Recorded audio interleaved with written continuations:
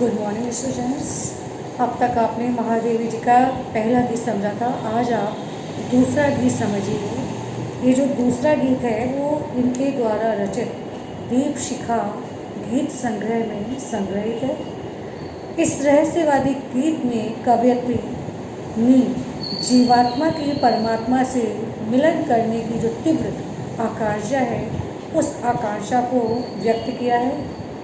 कवयित्री ने इसमें ये बताया है कि चाहे कैसी भी प्रतिकूल परिस्थितियाँ क्यों नहीं हो, जीवात्मा अपने दृढ़ निश्चय से विचलित होने वाली नहीं है और वो अपने प्रियतम को अर्थात परमात्मा को प्राप्त करके ही मानेगी। इसी भाव का वर्णन करते हुए कवयित्री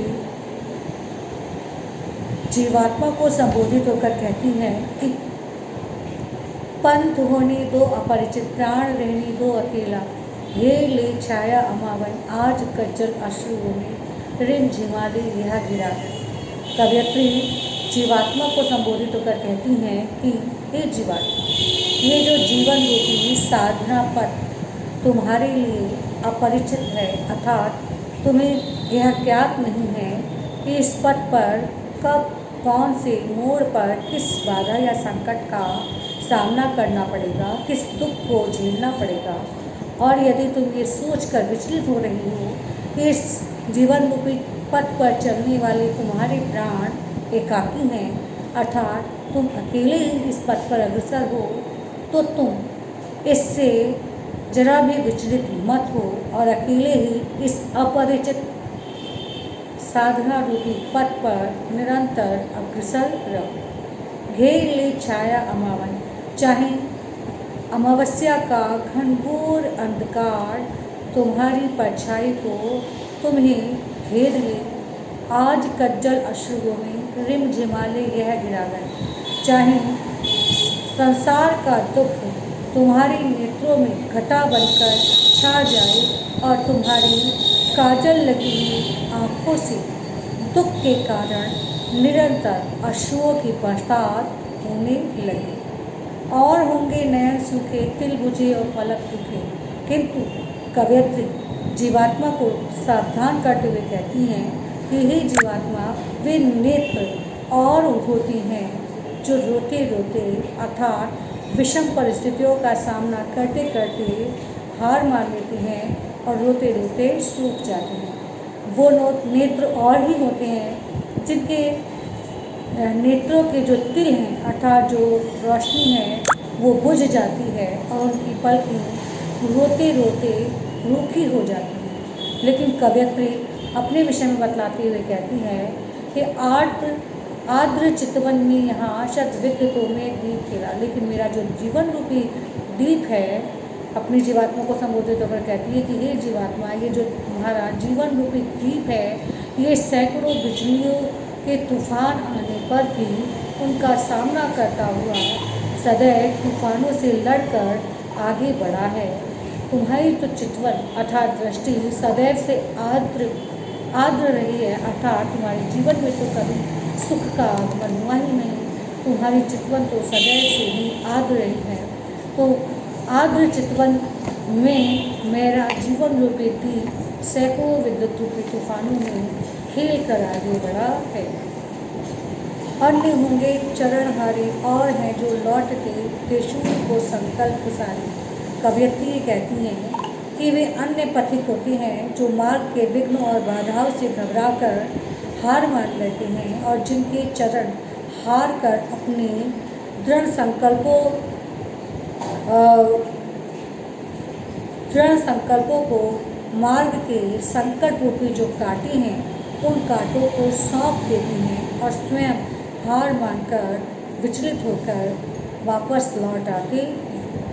दुख वृत्ति निर्माण उन्मत्त यह अमरता नापते पद, किंतु मेरे जो पद हैं इन उन्मादित पदों ने दुख का व्रत ले रखा है। तो दुख का व्रत लेने वाले निर्माण के लिए उन्मादित मेरे ये जो चरण हैं उन्होंने हार मानना नहीं सीखा, वरन ये अपने और परमात्मा की बीच की जो दूरी है, जो अमरता है, उसे दिन प्रतिदिन नापते जा रहे हैं, अर्थात कम करते जा रहे हैं।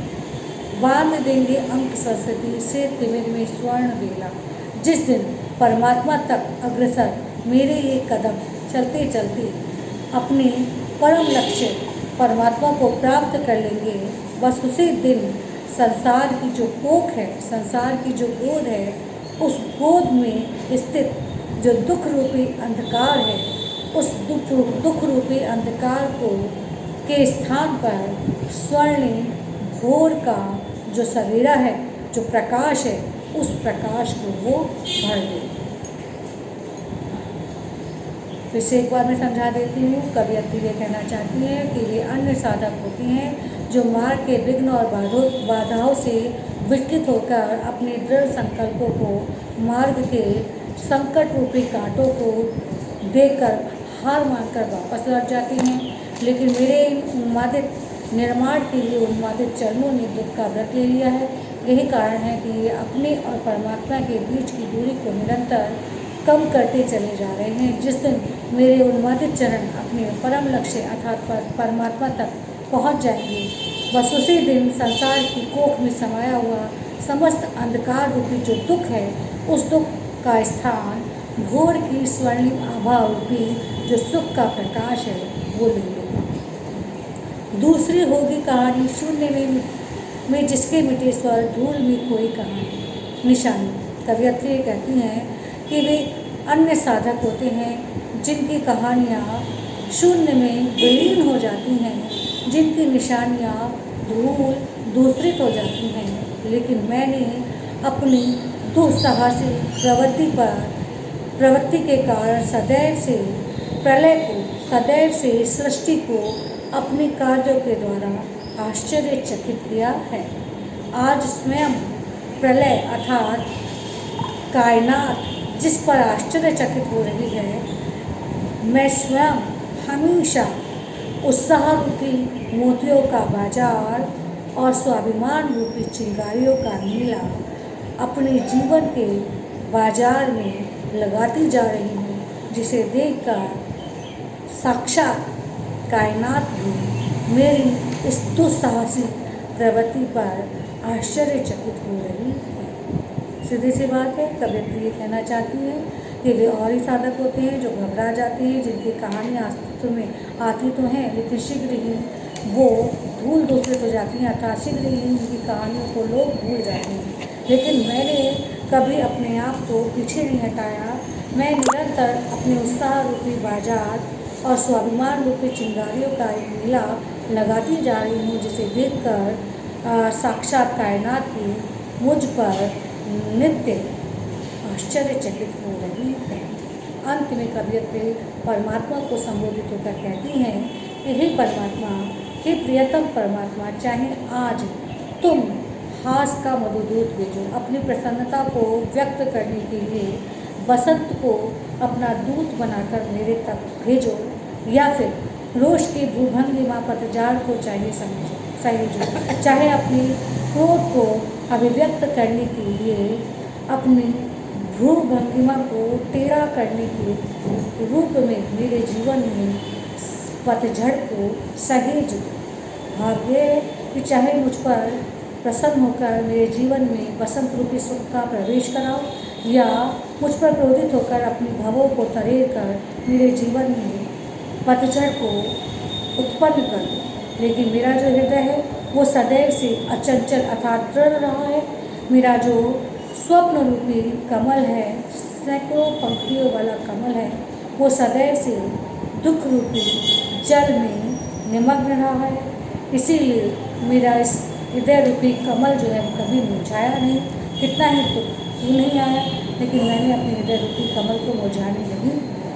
हाँ, एक बात अवश्य समझ लो, वो परमात्मा को संबोधित होकर कहती हैं कि जब मेरी जीवात्मा आप तक मिल जाती है, आपसे मिल जाती है, तो हम जो है एक हो जाते हैं। दो नाव पर आत्मा और परमात्मा एक रूप हो जाते हैं, एकाकार हो जाते हैं। लेकिन जब मैं अपनी इस परमात्मा से विलग हो जाती हूँ, अलग हो जाती हूँ, तो वह के उन दुखद क्षणों में मैं और परमात्मा यानी मैं अपने आप को परमात्मा से अलग जानकर विरह में अपने आप को अलग अलग महसूस करने लगती। अंत में फिर कवयित्री अपने प्राणों को संबोधित होकर कहती हैं कि ये साधना पथ अगर तुम्हारे लिए अपरिचित है और तुम इस पर चलने वाले अकेले हो, तो अकेले ही हर विघ्न और बाधा का सामना करते हुए साधना पथ पर निरंतर अग्रसर